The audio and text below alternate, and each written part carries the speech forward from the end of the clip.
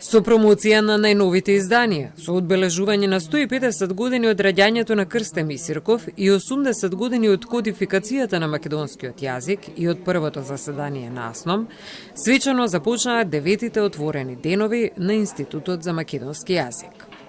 Борбата за државност и кодификација е свесна, достоинствена и многувековна, забележа Јованова Грујовска. АСНОМ е ореолот на крајот од вековната борба за независна македонска држава. АСНОМ е светилникот што ги осветли коските на паднатите борци, на најхрабрите македонски синови за слобода, идентитет и државност. Со АСНОМ македонскиот народ му ја представи на светот македонската држава со сите државотворни знаци, вклучително и официјален, службен македонски јазик. Според Јованова Грујовска, новиот закон за образование и наука е исклучително важен и националните институти со своји представници треба да бидат вклучени во неговата изработка. Јаневска најави финансирање на научни проекти и поголема посветеност на учењето на македонскиот јазик, зајакнување на толкувачките и преведувачките капацитети.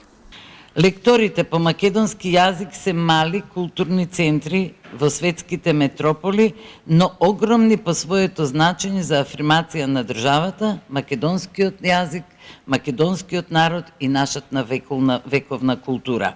Тие се убава можност за отварање на Македонија кон светот со својата древна духовност и сета големина градена низ вековите. За современата состојба во која што се наоѓа македонскиот јазик говореше академик Ќулавкова. Прво, невообичаен и неприфатлив е фактот дека македонскиот јазик во македонската држава, во која што е усвоен како официјален, службен, за меѓународна употреба и работен јазик уште при создавањето на Македонската република во составот на Југословенската федерација, како и во независна Република Македонија 1991 година, да го изгуби стекнатиот статус со поддршка на акти на истата таа држава. Правилото дека она што е стекнато историски и уставно во една држава не смее да се одземе, за жал, изгледа не важи за македонскиот јазик и за македонците.